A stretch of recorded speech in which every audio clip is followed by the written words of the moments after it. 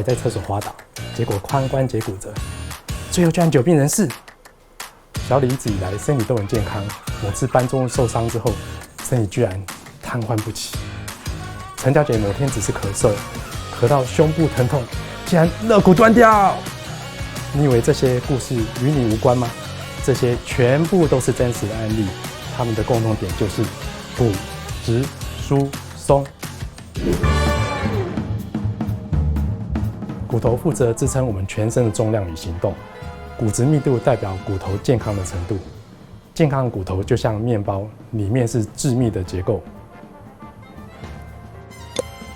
骨质疏松的骨头就像油条，对，就是油条，里面空空洞洞，一折就断。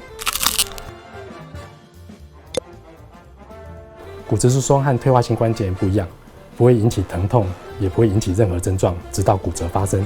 骨折往往是老人健康的转折点，骨折之后人生就此改变，会引起疼痛、失能、生活无法自理以及庞大的医疗支出。1年内的死亡率在髋关节骨折后更高达20%，比许多癌症的末期死亡率都还来得高。而且骨质疏松并不少见，50岁以上的女性每3人就有1人有骨质疏松。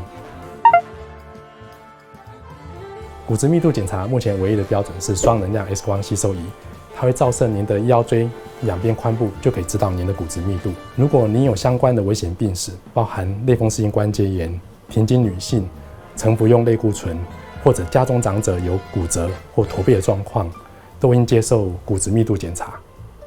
想知道您该不该做骨质疏松检查呢？